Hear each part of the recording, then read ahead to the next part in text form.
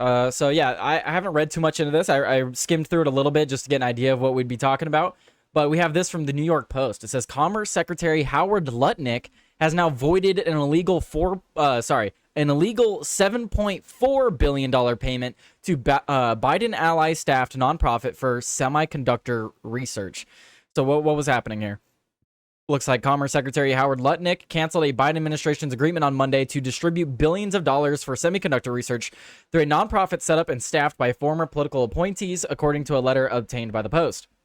The 2022 CHIPS and Science Act provided $11 billion in semiconductor research and development funding to be given out by the Commerce Department's National Semiconductor Technology Center.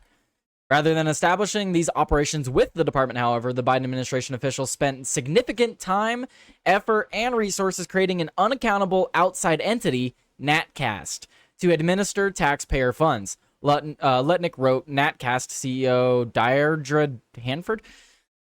Excuse me, but what's interesting about this is the Commerce Secretary Howard Lutnick, what he's saying here is that the Biden administration had set aside all of these funds for a company that they created, essentially, rather than so let's read it again. Rather than establishing these operations within the department, within the Commerce Department, the Biden administration officials spent significant time, effort, and resources creating an unaccountable outside entity, NatCast, to administer the taxpayer funds. So they literally created a outside entity, if you want to call it that, outside company, outside nonprofit, or outside organization, to administer these taxpayer funds, and they hired a bunch of people from the administration. 4 days before Biden left office on January 20th, Lutnick noted that the Commerce Department agreed to set aside $7.4 billion in advance payments to NatCast after spending 2 years setting it up and tapping administration officials, advisors, and allies to fill out positions. So literally, administration officials, administration advisors, and allies to the administration have been filling the positions of this NatCast. And they had $7.4 billion set aside for this. Basically, it was their own funding. They had their own little side fund that they could pull from, where they just have these jobs that they could sit in and do nothing. That's what the plan was. That's what I'm gathering from. They had these shell companies that they set aside with all this taxpayer money, and now all that money's gone. It's all been pulled. What's up, Mighty Pete? How's it going? That arrangement both effectively removed the incoming Trump administration from being involved in the process and provided virtually all of NatCast's funding, prompting incoming Departments of Justice and Commerce officials to take another look at the Sunnyvale, California nonprofit. So it is a nonprofit. This NatCast nonprofit that was created by a bunch of Biden officials. And it says that the funding had been slated to be effective until 2034. So they had divided the money up for the next 8 years. 9 years. These actions do not just give the appearance of impropriety. They flout federal law. Lutnick told Hanford, pointing out that no provisions in the CHIPS Act authorized an outside entity like NatCast to distribute semiconductor research funds. So yeah, literally, I mean, what is the justification for creating NatCast? Because if the Department of Commerce was allocated this money and they're like, all right, you guys need to put all of this money into semiconductor research, and then they're like, okay, we're going to take that money and we're going to create an entirely new nonprofit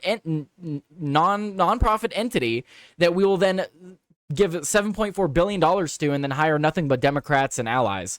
Wow. I mean, what is the actual justification for it? If you were to ask one of these people, what would, to play devil's advocate, what's the justification? Because I can't even think of a reason they would give.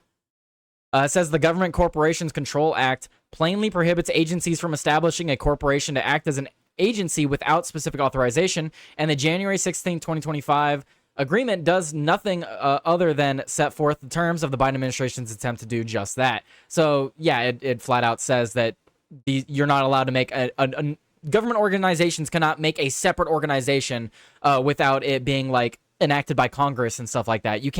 An organization can't just all of a sudden decide to create a whole nother organization. That's you can't just do that. That's not allowed.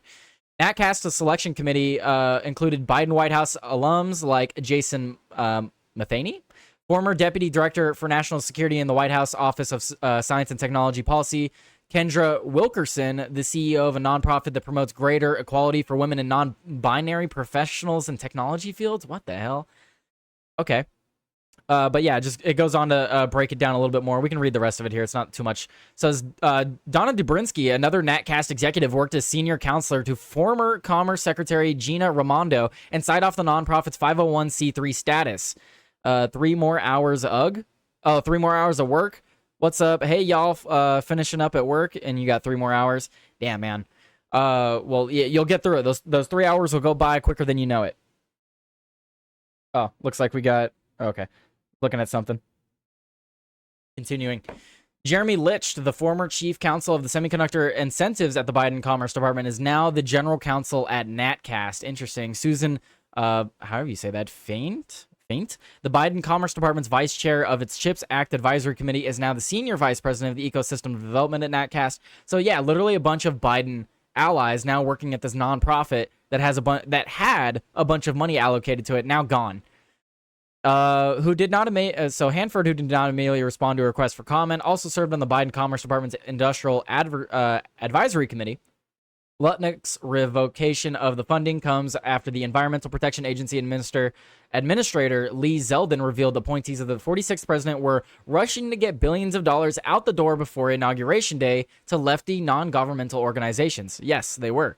You saw a lot of that with USAID even. Trump's EPA chief recently told the Post Miranda Devine on her Pod Force One podcast that he uncovered $20 billion parked at an outside financial institution, later revealed to be Citibank, that was meant to be sent through 8 pass-through entities riddled with self-dealing and conflicts of interest. So they're running it through 8 different companies, running that money through 8 different months. So this just sounds like money laundering. When the money goes through the prime recipients to others, in many cases also pass-throughs, EPA no longer is a party of the account control agreement. EPA is losing oversight but designed intentionally.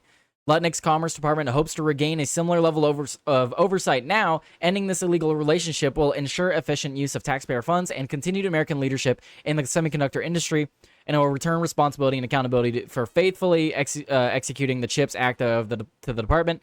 As Congress intended, Secretary's letter included, the department reserves the right to pursue all legal remedies against NatCast. Yes, are we going to start seeing, like, are we going to start seeing charges brought against these people? Or, like, is it just going to be one of those things where, like, they no longer have funding and then they just kind of get swept under the rug?